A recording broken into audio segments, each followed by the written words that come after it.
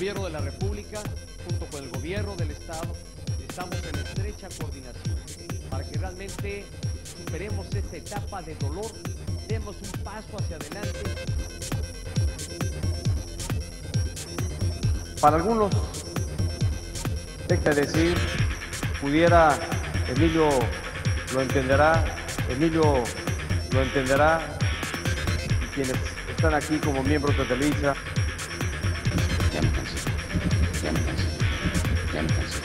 Ya sé que no aplauden,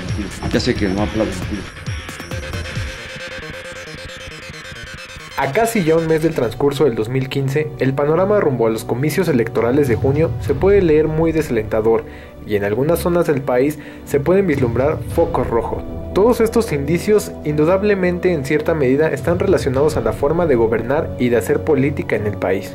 Un régimen con tendencias autoritarias, problemas de corrupción graves y carencia hacia una mirada social no puede estar sostenido sin problemas sociales como la inseguridad, la marginación y el hartazgo de cierto sector de la población. El tema es grave, pues durante el proceso electoral se pueden mirar al menos dos caminos: el abstenerse de votar como medida de inconformidad y o protestar, o el tratar de votar por el candidato con el mejor perfil, en palabras coloquiales, el menos peor. De cierta manera, en cualquiera de los dos casos, al menos aquí en el país, la sociedad tiene las de perder. Primeramente, el abstenerse de votar podría evitar un contrapeso que se podría dar con el apoyo de candidaturas independientes, dando a entender como un candidato independiente alguna persona con un perfil honesto, preocupado por los problemas sociales dentro de su comunidad. Si hacemos una lectura de la gente que plurinominalmente ya forman parte de la siguiente legislatura, encontramos a un Camacho Quirós del PRI, un Gustavo Madero del PAN, los mismos firmantes de aquel mal llamado Pacto por México,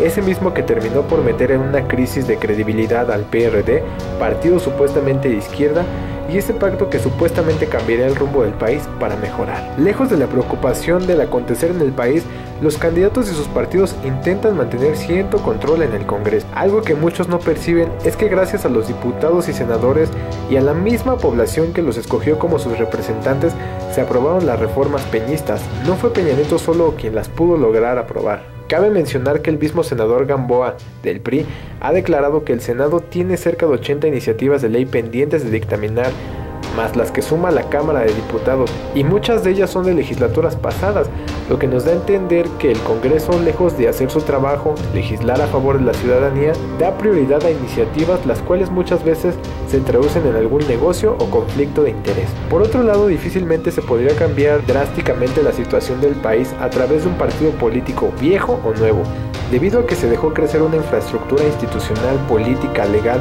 que protege por esos medios los intereses y negocios de cierta clase y de cierto modelo económico. El candidato más honesto del mundo entonces se encontraría con un instituto electoral amañado. No fue el IFE, sino el INE quien terminó por exonerar al PRI por la compra de votos en 2012.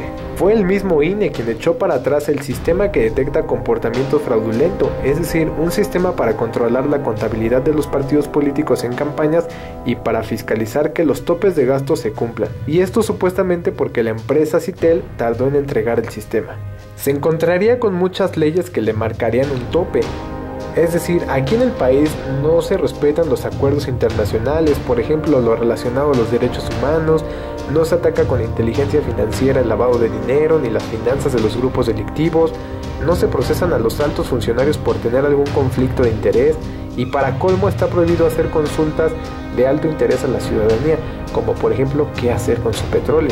Se encontraría con un grupo empresarial que trataría de desprestigiarlo, al igual que encontraría medios de comunicación al servicio del poder. Uno podría decir, se puede ir ganando territorio dentro del Congreso, y otro podría refutar, difícilmente ganarías territorio dentro del Congreso sin la compra de votos, lamentablemente, pero cierto. Para combatir la compra de votos, se tendría que combatir primero la inconsciencia social, 2. La pobreza. ¿Y cómo combates la pobreza si no tienes una mayoría que aprueba cambios al sistema actual? El sistema te tiene atado. Un partido político, por la naturaleza de estar sujeto a leyes y reglamentos ya sometidos a intereses de poder, no puede cambiar drásticamente las cosas. Una asociación civil o una organización social, sí, por el simple hecho de manifestar una inconformidad a nivel de masas y cambiar lo establecido. Algunas medidas legales podrían ser castigar mediante el voto a todos esos chapulines o malos candidatos que solo buscan vivir del presupuesto, es decir, no votar por ellos, organizarse por distritos y exigir resultados y cuentas de sus acciones políticas a sus diputados y senadores, destapar y dar a conocer la compra y coacción del voto de tal partido o tal candidato, y sobre esas mismas pruebas presionar al Instituto Electoral para que retire o sancione al candidato. Concientizar a la ciudadanía para que no se deje comprar, explicándole las consecuencias de dichas acciones. Impulsar a gente que haga trabajo social, activistas, gente de asociaciones civiles como candidatos independientes y apoyarlos para que lleguen al Congreso. ¿Para qué queremos legisladores que aprueben reformas antipopulares como la reforma laboral? Investigadores de la Facultad de Economía de la UNAM señalaron que a poco más de 2 años de su aprobación de la reforma laboral ha disminuido los ingresos de los trabajadores, alargado las jornadas de trabajo y provocado crecimiento de desempleo.